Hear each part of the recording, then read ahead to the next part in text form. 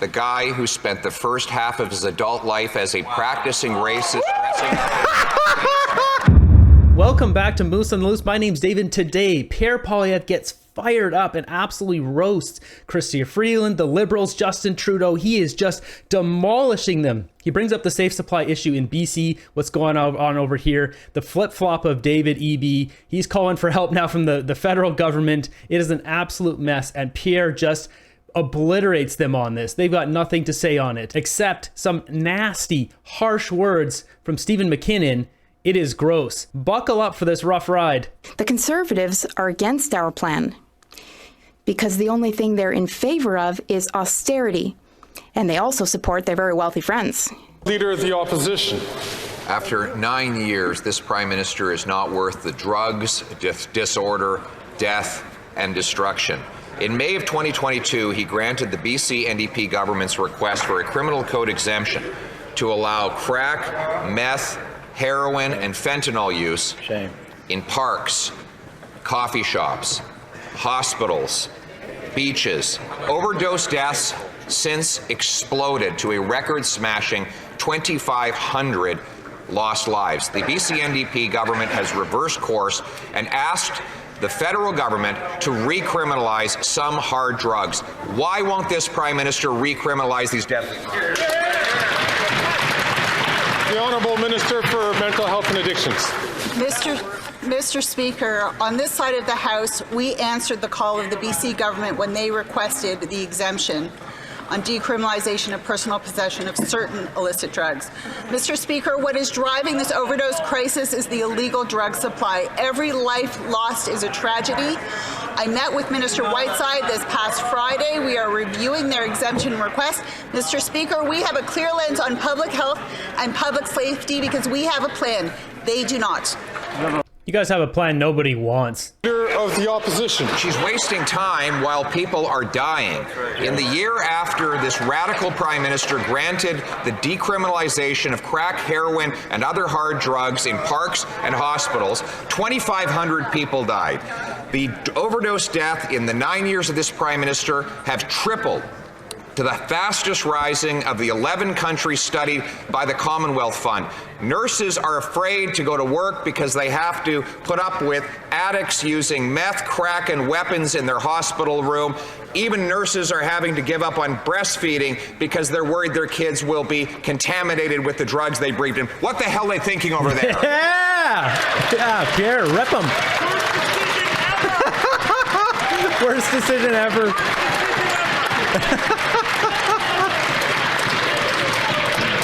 The honourable member, as a long-time member of this House, I'll just ask him to withdraw the offensive word. Oh, please, Fergus. I withdraw because they're not thinking over there. If you want to know more about this, go back 2 videos, my video on David Eby and how he's flip-flopping on his policies here in BC. It is just gross what has become in our country, and specifically here in BC, because we've become the test pilot of these ridiculous policies. The Honourable Government House Leader. Mr. Speaker, last week we saw the Leader of the Opposition once again encourage supporters of white supremacy, anarchy, and misogyny. This has been a regular occurrence.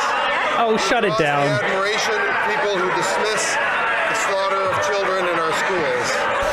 The Leader of the Opposition. Oh, that's low, man. That's really low. Like, that's pathetic. McKinnon, please. He's talking about Alex Jones, if you're not familiar. It's like, Pierre Poilievre has nothing to do with Alex Jones. Just because Alex Jones endorses Pierre Poilievre means nothing the other direction. It's not like they're hanging out on weekend barbecues. That was like even low for the Liberals. Like, gross, Stephen McKinnon. He's going to tell him to just reformulate his question and, watch his language, blah, blah, blah. They always do the same thing. They're not going to throw him out. I'm going to invite the Government House Leader to start from the top and to choose his words very carefully so that they do not cause disorder in the House. Yeah. Throw him out. Mr. Speaker, last week we saw the Leader of the Opposition once again visit with supporters of white supremacy, anarchy, and misogyny. This has been a regular occurrence. He draws the admiration of people who dismiss the slaughter of children in schools. The Leader of the Opposition now has 30 seconds to speak to this House and to Canadians once I sit down. I ask him to clearly disavow the views of these dangerous people. Will he do that? Pierre's ready. You can see him on the edge of the screen there. The Honourable Leader of the Opposition. I unequivocally disavow the guy who spent the first half of his adult life as a practicing racist dressing up.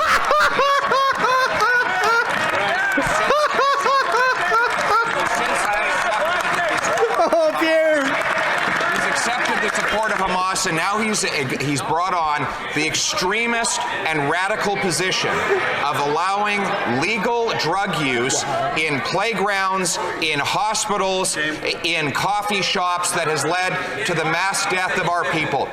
Will he not refuse the demand of Toronto to replicate the decriminalization nightmare? Yeah. Pierre's fired up today. Ooh. He's coming out swinging. Speaker, I'm sad to say the Leader of the Conservatives, the Opposition, has shown us his true colors. He has. He speaks without conviction and clarity on a question that should be very, very, very simple for him to address. His silence speaks volumes. This is not leadership, Mr. Speaker. This is political cowardice. One thing to note here, I'm surprised Trudeau isn't here. I mean, there's an empty seat here right next to his girlfriend. He might as well just come and hang out. Why not?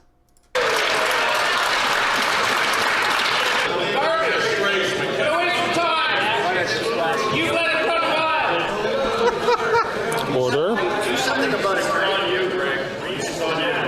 The Honourable Député de l'Après. The honourable member for... Okay, so French is queued up, so they're going to get into this now. There you have it, a very fired up, passionate Pierre Poilievre just ripping these liberals.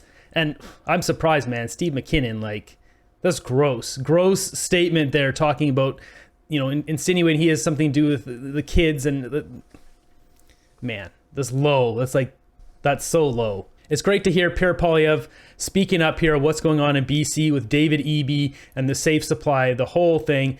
Pierre knows, he's smart. He knows that the tides are shifting now, and the Conservative polling is now higher for the Conservatives than the NDP. So it's time to push. It's really time to just push that spot, make it hurt, and really turn the tide here, because David Eby is not doing anything good for this province, and he wasn't elected. David Eby was not elected here. It's time for him to go. Once again, if you want to learn more about that, go, like, I think 2 videos back. It's got Eby in the thumbnail. You can check that out. The key date to remember is October 24th, 2024 here, which is the provincial election here in BC. So I'll be pushing really hard on that as we get closer to election date, because I know people tend to forget, you know, through the summer. So once September comes, I'll be putting out more videos pushing hard against the BC NDP here and David Eby, because we've really got to get people understanding what is going on here and get these guys out of power. Let me know your thoughts on this in the comments down below. I can't really imagine anyone who would think having just open supply of these bad times available to people would be a good thing. In what world is that a good thing? Now, personally, what I think we should do is, if you have a bunch of people who are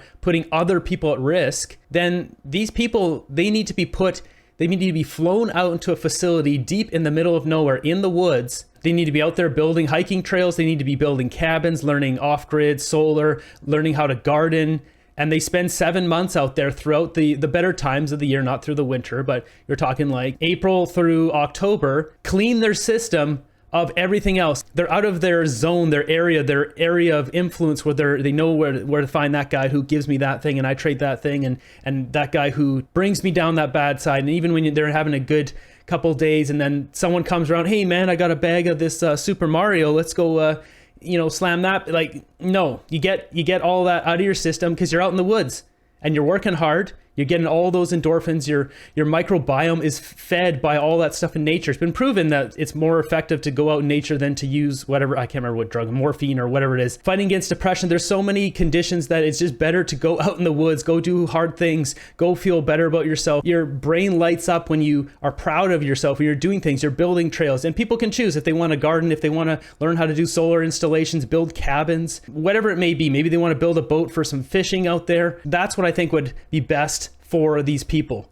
because having them posing a threat to the rest of society that is productive is not good for our society. Have them out there 7 months, bring them back. When you bring them back, you put them in another adjacent city or another city completely. Get them away from their friends, their people who influence them in a bad way. As just an observer of the situation, I think this would be best for all these people, including the ones who are addicted to these substances who need help.